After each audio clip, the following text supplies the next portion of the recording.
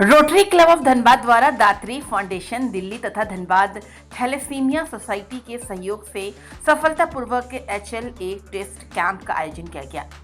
कार्यक्रम का शुभारंभ रोटेरियन संजय खेमका के स्वागत भाषण से हुआ। इसके पश्चात राष्ट्रीय गान प्रस्तुत किया गया। BCCL के CMD श्री समीरन दत्ता ने दीप प्रज्वलित कर एवं कैंप का औपचारिक उद्घाटन किया।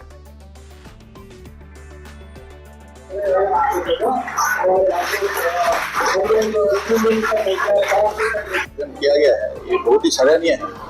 और हम सुने हैं कितने बच्चे इधर है जो पीड़ित है, इन लोग सब के लिए रोटरी जो कर रहे हैं, हम लोग को सब इसमें हाथ थामना पड़ेगा।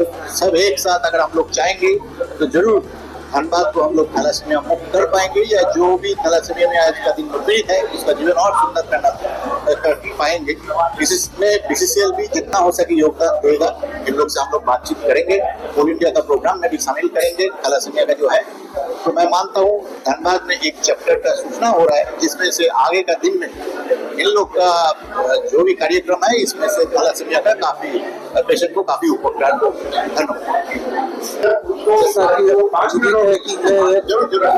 रक्त की अनुवांशिक बीमारी है और इसका इलाज अभी तक सिर्फ एक बोन मैरो ट्रांसप्लांट है, जो इसका एक ठीक करने का इलाज है। बाकी हम लोग का काम है ब्लड देना जब जब जरूरत हो, तो वो इसका एक क्यूरेटिव इलाज है वही बोन मैरो ट्रांसप्लांट, यानी कि जो मैकेनिज्म जो हीमोग्लोबिन गलत या खराब बनता है उसको ये ठीक करता है। सही व्यक्ति का चुनाव कर उसका बोन मैरो देकर दे दिया जाएगा तो हीमोग्लोबिन बनाने की जो प्रक्रिया है वो नॉर्मल हो जाती है और फिर बच्चा स्वस्थ हो जाता है। तो यही गोल है और इसमें यह टेस्ट होना वो डोनर को सिलेक्ट करने में काफी काम है। अपने यहाँ जो SLFC है तो इस तरह की व्यवस्था हम लोग यहाँ अभी सिर्फ तो में तब चाहिए जब बच्चा हो जाए उसका ट्रांसप्लांट करना होता। लेकिन सबसे बड़ी चीज है कि हमें ये बच्चे और नहीं पैदा करने, वो सबसे इम्पोर्टेंट है। मैं आपको एक बात कह सकता हूँ कि हम कोई गारंटी नहीं कह सकते कि मलेरिया डेंगू को पूरा बचा सकते हैं। मच्छर कहीं भी काट सकता है, मैं यहाँ काट सकता है। ऐसे ही टाइफाइड या जॉन्डिस है, गलत खाने से हो सकता है, कहीं भी आदमी गलत खा सकता है। लेकिन ये सिर्फ और सिर्फ माता पिता से बच्चों में आती है। अगर हम शादी से पहले लड़का लड़की की जांच कर ले या शादी के तुरंत बाद, लेकिन गर्भधारण से पहले अगर थैलेसीमिया की जांच कर ले तो हम आने वाले जनरेशन में थैलेसीमिया रोग को बचा सकते हैं। अगर दोनों कैरियर नहीं है बच्चे में रोग कभी नहीं जाएगा। एक कैरियर है एक नहीं है तो बच्चे में दो जीन नहीं जाएंगे, क्योंकि जब बच्चा पैदा होता है एक हिस्सा मदर का एक फादर का लेता है। अगर दोनों का ठीक जीन मिल गया बच्चा बिल्कुल ठीक है, एक का ठीक एक का खराब, बच्चा कैरियर माता पिता की तरह। जैसे यहाँ जितने आप देखते हो थैलेसीमिया पेशेंट है उनके माता पिता कैरियर। अगर दोनों का खराब वाला जीन मिल जाता है तो उस बच्चे को थैलेसीमिया रोग होता है, जिसको जिंदगी भर खून चढ़ाना पड़ता है।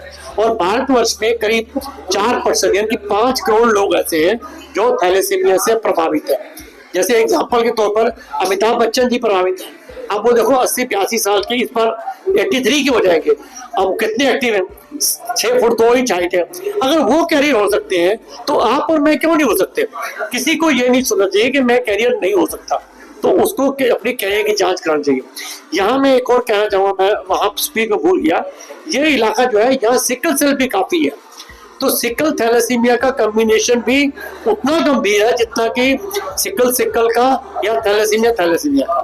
तो अगर हम जांच करते हैं सिकल की या थैलेसीमिया की, हमें दोनों लोगों को बचाना है और दोनों के बचाव का तरीका भी एक जैसा है। और भारत सरकार ने सिकल सेल एलिमिनेशन प्रोग्राम शुरू किया है। हम भारत सरकार से ये अनुरोध करते हैं और कर भी रहे हैं कि सिकल सेल के साथ थैलेसीमिया इंक्लूड किया जाए, ताकि दोनों बीमारियों को, क्योंकि इनका इलाज लगभग मिलता जुलता है, प्रिवेंशन तो 100% मिलता जुलता है, तो इसलिए इनको बचाया जाए तो ये अच्छी बात है। ये ट्रांसप्लांट के बाद क्या सामान्य हो सकता है? हाँ बिल्कुल ठीक। अगर ट्रांसप्लांट सक्सेसफुल हो जाए तो बच्चे को फिर उसके ब्लड चढ़ाने की आवश्यकता नहीं आती। लेकिन ट्रांसप्लांट के लिए मैं फिर कहना चाहूँगा कि ट्रांसप्लांट अगर जितना बच्चा छोटा होगा मतलब जैसे अगर हम कहें 7 साल से छोटा है और उसको टाइम पे ब्लड चला है, टाइम से दवाइयाँ दी है, तो ट्रांसप्लांट की सक्सेस रेट 95% तक है। अगर बच्चा बड़ा हो गया, उसको सही समय पर ब्लड नहीं चढ़ाया गया या सही समय पर आयरन की दवाई नहीं देगी, तो ट्रांसप्लांट का सक्सेस भी कम हो जाता है। और इसी तरह 10 साल तक थोड़ा कम, 16 तक, 16 के बाद और कम हो जाता है, 80% तक रह जाता है, 17। तो इसलिए जो है हम चाहते हैं जितनी छोटी उम्र में ट्रांसप्लांट हो जाए तो उतना अच्छा।